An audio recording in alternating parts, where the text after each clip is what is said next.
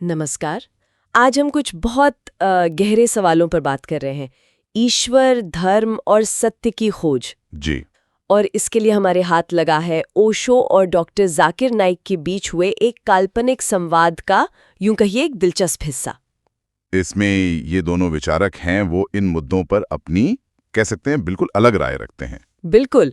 और इस संवाद के जरिए हम कोशिश करेंगे कि इन दो नजरियों को समझा जाए। ये असल में ईश्वर और सत्य तक पहुंचने के दो अलग-अलग रास्ते दिखाते हैं।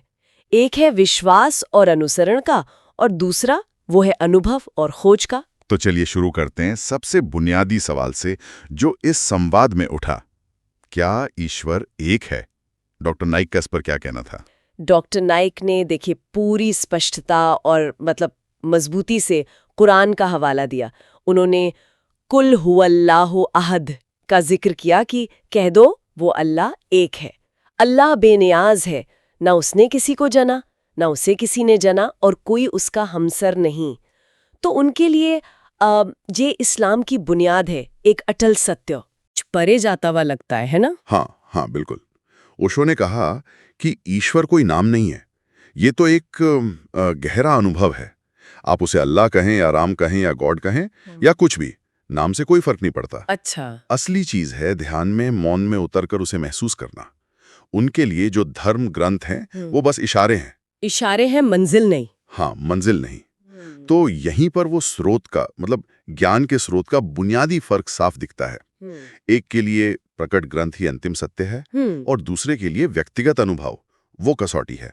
ज्ञान के स्रोत का ये अंतर क्या ये धर्म की जरूरत या उसके स्वरूप पर भी असर डालता है?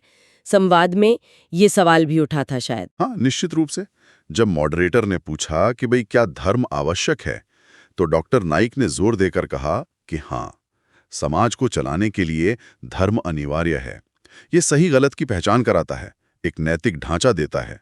उनके मुताबिक शरीयत यानी जो इस्लामी कानून है, वो मानवता को भटकने से बचाते हैं, एक व्यवस्थित जीवन जीने में मदद करते हैं। अच्छा, यानी उनके लिए धर्म एक तरह का सामाजिक और नैतिक दिशा निर्देश है। और ओशो, उनका विचार तो अक्सर स्थापित धर्मों से काफी अलग रहता है। ओशो का कहना था कि जो धर्म डर पर आधारित हो वो असल में गुलामी पैदा करता है। गुलामी? हाँ, उनका मानना था कि सच्चा धर्म तो प्रेम, समझ और जागरूकता से पैदा होता है। जब व्यक्ति अंदर से जागरूक हो जाता है तो उसे बाहरी नियमों या सजा के डर की जरूरत ही नहीं पड़ती। वो अपने आप ही स्वाभाविक रूप से नैतिक और करुणामय हो जाता है। तो यहाँ सवाल ये उठता है कि नैतिकता भीतर से आती है या बाहरी नियमों से?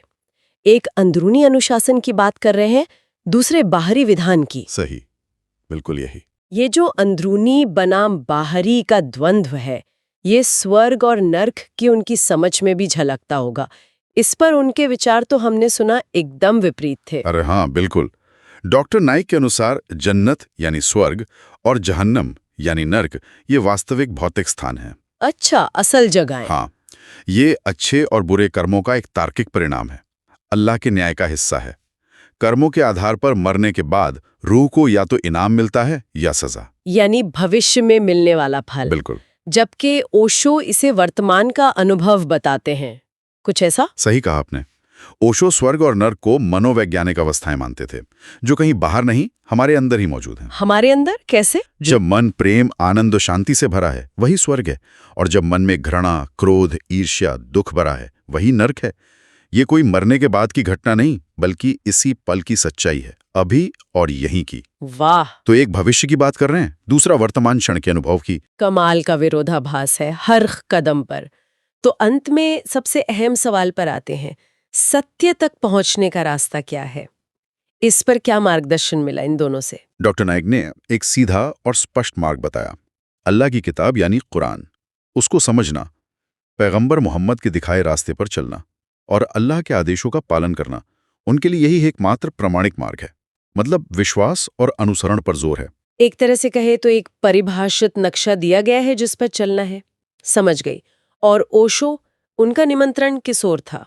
ओशो का निमंत्रण था अंदर की ओर मुड़ने का, भीतर की ओर। भीतर की ओर? हाँ, ध्यान, मौन और आत्म जागरूकता के माध्यम से स्वयं सत्य को अनुभव करने का। उनका कहना था कि सत्य कोई उधार ली हुई जानकारी नहीं हो सकता, वो आपका अपना अनुभव होना चाहिए। जब आप पूरी तरह शांत और वर्तमान में होते हैं तो सत्य खुद आप पर प्रकट होता है। यहाँ जोर खोज और अनुभव पर है। तो अगर हम इस पूरी बातचीत को समेटें तो एक दृष्टिकोण कहता है एक स्थापित ज्ञान है, उसे मानो और उसका अनुसरण करो।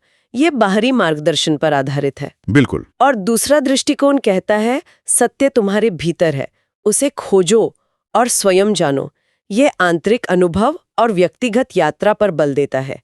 और दोनों ही रास्ते अपनी अपनी जगह पूर्ण लगते हैं, कम से कम उनके अनुयायियों के लिए। ये वाकई सोचने पर मजबूर करने वाली चर्चा रही। ये अलग-अलग दृष्टिकोण हमें अपनी समझ को और गहरा करने में मदद करते हैं। हाँ, और शायद श्रोताओं के लिए एक विचारणीय बिंदु छोड़ जाते हैं। सत्य की अपनी निजी यात्रा में बाहरी ज्ञान जैसे ग्रंथ, शिक्षक, परंपरा और आंतरिक अनुभव जैसे ध्यान, अंतर्दृष्टि, स्वानुभूति, इनके बीच सही संतुलन कैसे खोजा जाए? हाँ, क्या ये दोनों एक दूसरे के पूरक हैं या फिर इनमें से कोई एक रास्ता चुनना जरूरी है?